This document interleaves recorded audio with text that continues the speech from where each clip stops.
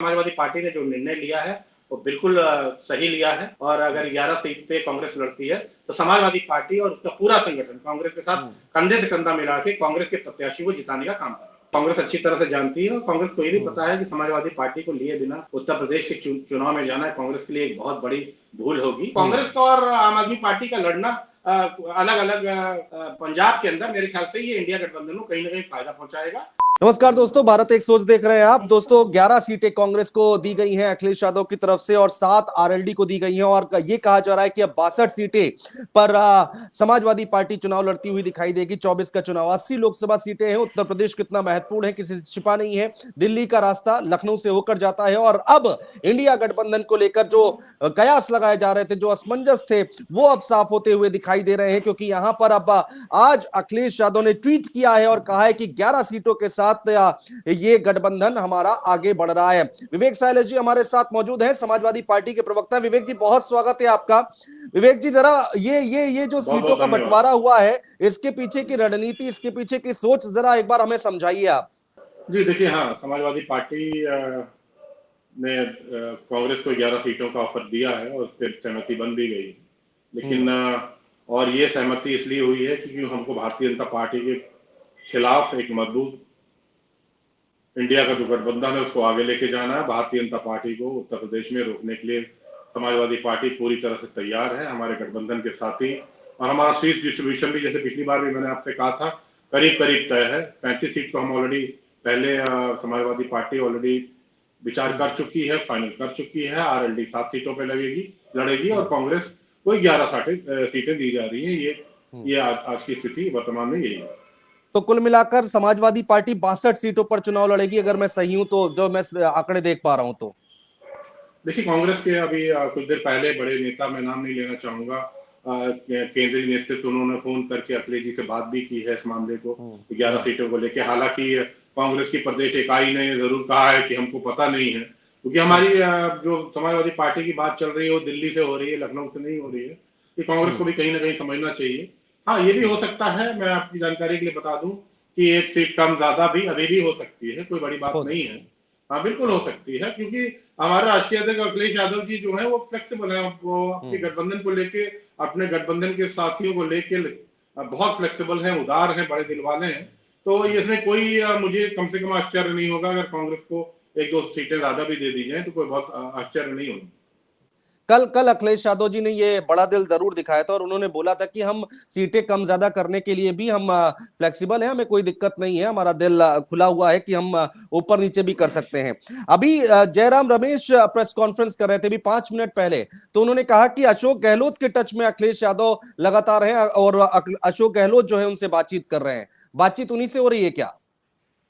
देखिए, मैंने बताया कि केंद्रीय नेतृत्व से ही बातचीत चल रही है। वो अशोक गहलोत भी हो सकते हैं, वो मल्लिकार्जुन खड़गे साहब भी हो सकते हैं। अब जयराम रमेश बड़े नेता है, राहुल गांधी के राइट हैंड उनको माना जाता है, तो उनकी तरफ से अगर कोई इस तरह की समाचार आया है, सूचना आई है, तो उसको नजरअंदाज नहीं किया जा सकता है। अच्छा विवेक जी, ये जरा मुझे समझाइए कि कांग्रेस पार्टी, बहुत सारे मेन स्ट्रीम की मीडिया ये चला रहा है, कह रहा है कि भाई कांग्रेस पार्टी के जो स्थानीय लीडर हैं, यूपी के लीडर हैं, वो बहुत नाराज दिखाई दे रहे हैं। कह रहे हैं साहब 11 सीटों पर तो बात बननी नहीं, हम कम से कम 20 से 25 सीटें मांग रहे थे। इसमें कितनी सच्चाई है? देखिए, कांग्रेस की जो प्रदेश की इकाई है उसकी क्या स्थिति है सन 1989 के बाद आज 35 साल होने जा रहे हैं। कांग्रेस की क्या स्थिति उत्तर प्रदेश में बनी हुई है, या बोलने में मुझे कोई वो नहीं है कि कांग्रेस विधानसभा चुनाव में कांग्रेस का क्या वो रहा, प्रदर्शन रहा उत्तर प्रदेश में 2022 में, या फिर आप देख लीजिए कि 2019 में आपका लोकसभा के चुनाव में कांग्रेस की क्या स्थिति रही। तो ये कांग्रेस अच्छी तरह से जानती है और कांग्रेस को ये भी पता है कि समाजवादी पार्टी को लिए बिना उत्तर प्रदेश के चुनाव में जाना कांग्रेस के लिए एक बहुत बड़ी भूल होगी। लेकिन कांग्रेस से हमारे संबंध बहुत अच्छे हैं। अब उत्तर प्रदेश की राज इकाई जो भी कहे उस पर मुझे टिप्पणी नहीं करनी है, वो कांग्रेस का अपना आंतरिक मसला है, वो कांग्रेस समझे और उनकी जो केंद्रीय नेतृत्व है वो जाने। लेकिन आज जो वर्तमान में स्थिति है कि कांग्रेस को समाजवादी पार्टी 11 सीट देने के लिए बिल्कुल तैयार है। विवेक जी, ये कांग्रेस पार्टी की तरफ से आवाज उठ रही थी, खबरें आई थी कि 2009 का फॉर्मूला वो चाहते हैं कि हमने जो है 21 सीटें जीती थी और वही सीटें हमें चाहिए इस बार गठबंधन में भी। ये ऐसी बातें भी आई थी सामने? जी बिल्कुल आई थी, एकदम आई थी। कांग्रेस ने ये पेशकश की थी, लेकिन 2009 को बीते कांग्रेस को समझना चाहिए कि 2009 को बीते आज 15 साल हो गए।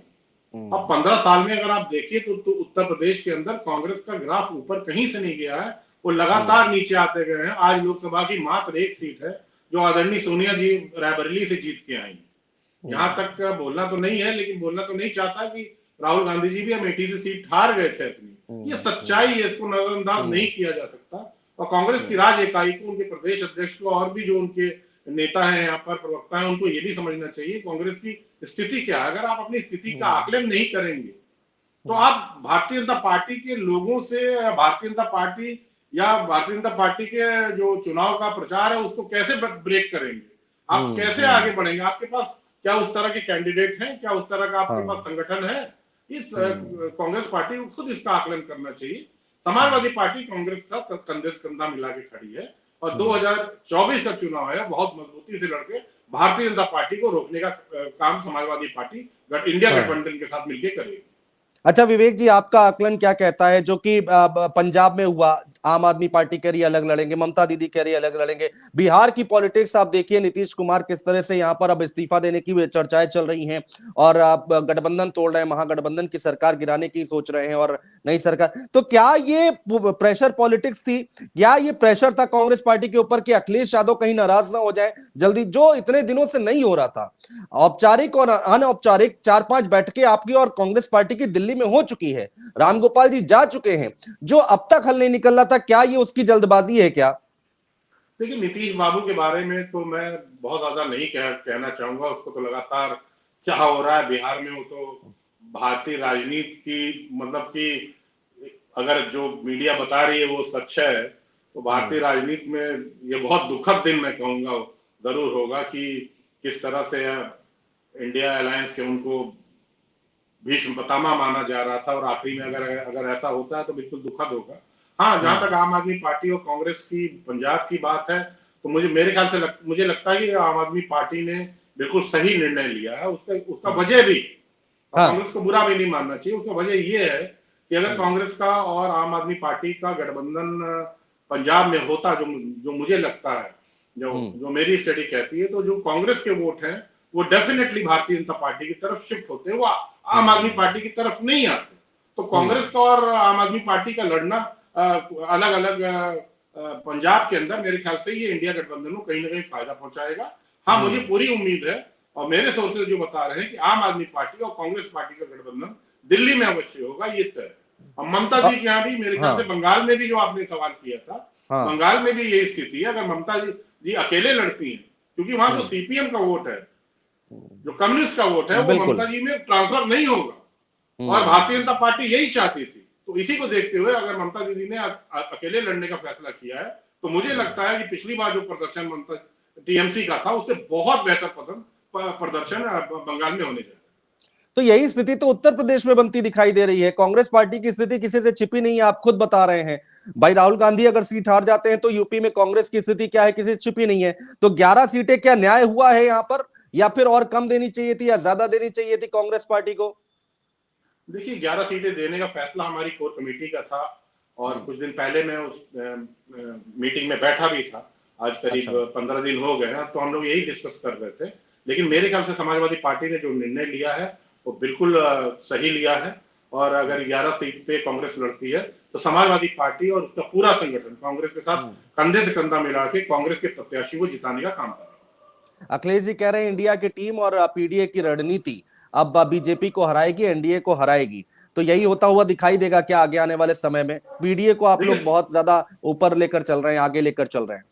देखिए, हमारी रणनीति ही पीडीए, चाहे वो पिछड़े हो, दलित हो, आदिवासी हो, अल्पसंख्यक हो, गरीब अगड़े हो या आधी आबादी हो, तो इसमें करीब करीब सब आ जाते हैं। क्योंकि समाजवादी पार्टी कोई एक वर्ग की पार्टी नहीं है, हम सबको लेके चलने वाले लोग हैं। हमारा 2017 से लेकर अभी तक हम अपने कामों के दम पे चुनाव लड़े हैं। भले हमको नकार दिया हो उत्तर प्रदेश की जनता ने 2017 में, लेकिन किस तरह से हमने 2022 में बाउंस बैक करके 125 सीटें जीती और 37.5% वोट उत्तर प्रदेश का हम लेकर आए। भले चुनाव हार जीत देखिए लगी रहती है, लेकिन एक जो उत्तर प्रदेश की जनता का विश्वास समाजवादी पार्टी और श्री अखिलेश यादव पे था वो लगातार निरंतर बढ़ता जा रहा है उसका आपने प्रमाण वहां भी देखा जब श्रीमती डिम्पल यादव 3 लाख से ज्यादा वोटों से जीत के मैनपुरी का चुनाव आई, और घोसी का चुनाव जिस तरह से समाजवादी पार्टी जीती 57% वोट लेकर आई, जबकि भारतीय जनता पार्टी का पूरा महकमा, पूरे उनके कैबिनेट मंत्री, दोनों उप मुख्यमंत्री, यहाँ तक कि माननीय मुख्यमंत्री जी उस चुनाव में कूद पड़े थे, लेकिन जनता ने समाजवादी पार्टी का सपोर्ट करते हुए भारी बहुमत से 43,000 वोट से घोसी का उपचुनाव समाजवादी के पक्ष में उसका निर्णय दिया। हाँ, अच्छा, आपको लगता नहीं विवेक जी थोड़ा देर हो गई है? ये सीट शेयरिंग का फॉर्मूला अगर पहले तय हो जाता, भारतीय जनता पार्टी देखिए बुलंदशहर में प्रधानमंत्री खुद यहाँ पर जनसभा कर रहे हैं, उससे पहले राम मंदिर का उद्घाटन किया, अब लगातार युद्ध स्तर पर बीजेपी आगे बढ़ रही है, तो आप लोग क्या, आपको लगता नहीं है कि ये थोड़ा आप लोगों को बहुत जल्दी एक्टिव हो जाना चाहिए था? सीट शेयरिंग का फॉर्मूला मैं कह रहा हूं, वो पहले तय हो जाना चाहिए था। जी बिल्कुल, आपकी बात से मैं बिल्कुल 100% सहमत हूँ, ये पहले हो जाना चाहिए था, लेकिन उसमें जरूर देरी हुई। और हम तो लगातार कांग्रेस से, और जो हमारी मीटिंग चल रही थी, श्री राम गोपाल यादव लगातार मीटिंग कर रहे थे, हमारे टीम में और भी मेंबर्स थे जो दिल्ली लगातार संपर्क बनाए हुए थे, तो हमेशा हमने और हमारे राष्ट्रीय अध्यक्ष जी ने कहा कि कांग्रेस की तरफ से देरी हो रही है, इसको बहुत पहले हो जाना चाहिए था। लेकिन चलिए, कोई दिक्कत नहीं है, अभी चुनाव में करीब करीब मुझे लगता है कि 2 से ढाई महीने बाकी हैं। हाँ। तो मुझे लगता है 31 तारीख के अंदर सारे हमारे प्रत्याशी भी डिक्लेयर हो जाएंगे। मेरी जो पिछली बार आपसे वार्ता हो रही थी तो मैंने बताया था 31 दिसंबर हमने डेडलाइन दी हुई है, 31 जनवरी हमने डेडलाइन दी हुई है जी। और 31 जनवरी के बाद जो प्रत्याशी हो, जो जितने भी प्रत्याशी हैं, चाहे वो कांग्रेस के हैं, आरएलडी के हैं या समाजवादी पार्टी के हैं, आपको मजबूती से मैदान में नजर आए। अच्छा विवेक जी, जनता को जरा खबर तो बता दीजिए, 11 सीटें कौन सी हो सकती हैं कांग्रेस पार्टी की? देखिए, कुछ बातें ऐसी होती हैं अनुज जी जो कि टीवी स्क्रीन पे नहीं डिस्कस करी जा सकती हैं, लेकिन हाँ, कुछ महानगरों की सीट जरूर है। मैं आपको एक हिंट दे देता हूँ, कुछ महानगरों की सीट जरूर है जो कि हम कांग्रेस को दे रहे हैं, और कुछ ग्रामीण अंचल में है, लेकिन ज्यादातर जो सीटें हैं वो महानगरों की सीटें हैं जो कांग्रेस जिस पे लड़ेगी। और ये जो 35 प्रत्याशियों के नाम आप लोगों ने फाइनल कर दिए हैं, वो किधर के साइड के? पूर्वांचल के किए हैं, पश्चिम के किए हैं, अवध के किए हैं, ये भी बता दीजिए।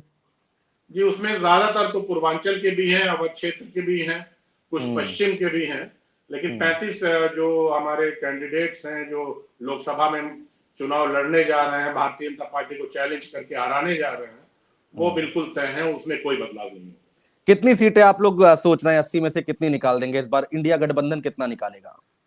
देखिए, जहां तक उत्तर प्रदेश की जनता की बात है, जैसे मैंने आपसे कहा, उत्तर प्रदेश की जनता का लगातार मोह भंग होता जा रहा है भारतीय जनता पार्टी से। जिस तरह से एनसीआरबी के आपने डाटा देखे, जिस तरह से बेरोजगारी और महंगाई पे डाटा आए, जो कि केंद्र सरकार के, हम समाजवादी पार्टी नहीं कह रही, या जिस तरह से आप देखिए अपराध किस तरह से उत्तर प्रदेश में बना है, बढ़ता जा रहा है, जिसको मेन स्ट्रीम मीडिया बिल्कुल दिखाती ही नहीं।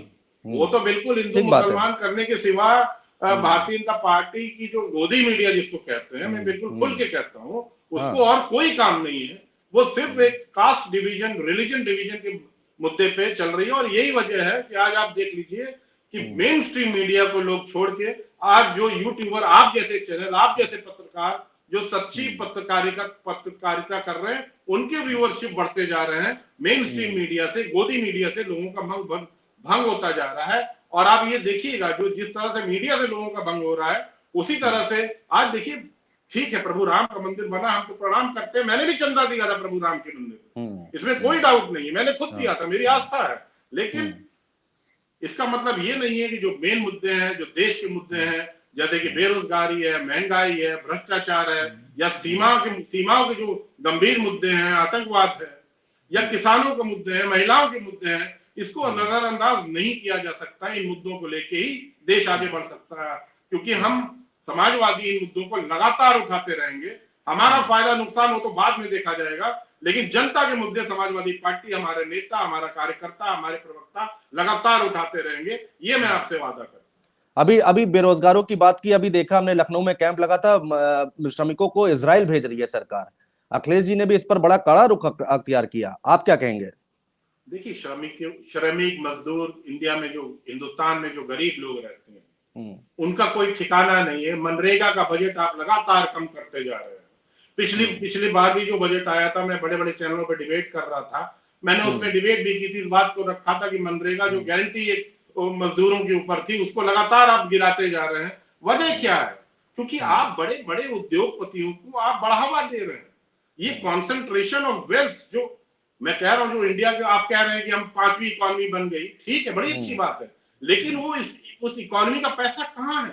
वो इकोनॉमी का पैसा बड़े बड़े पूंजीपतियों के घर में है। यही वजह है कि जो आप देख रहे हैं कि लोगों के पास काम नहीं है, और आज हजारों लाखों के तादाद में जो हमारे मजदूर हैं वो अपनी जान जोखिम में डाल के, जहां हमास और इजराइल का लगातार युद्ध चलता जा रहा है, वहां नौकरी करने के लिए मजबूर है, मैं तो कहूंगा, क्योंकि उनके पास यहाँ कोई काम नहीं है। अगर हिंदुस्तान में इतना अच्छा बड़ा काम हो रहा होता और हमारे प्रधानमंत्री सबको जैसे कहते हैं कि हिंदुस्तान बिल्कुल लगातार तरक्की कर रहा, तो मुझे नहीं लगता कोई अपनी परिवार को छोड़ के अपने जान को जोखिम में डाल के वहां मजदूरी करने जाए। बिल्कुल। मैं आपसे बात करके विवेक जी, यही होता है कि बड़ी बेबाकी से आप सारे सवालों का जवाब देते हैं और बहुत खुलकर बात करते हैं। बहुत शुक्रिया, आपने एक बार फिर से समय निकाला। दोबारा एक बार फिर मुलाकात करेंगे किसी और मुद्दे के साथ। तब तक बहुत बहुत बहुत बहुत बहुत धन्यवाद अनुज श्रीवास्तव।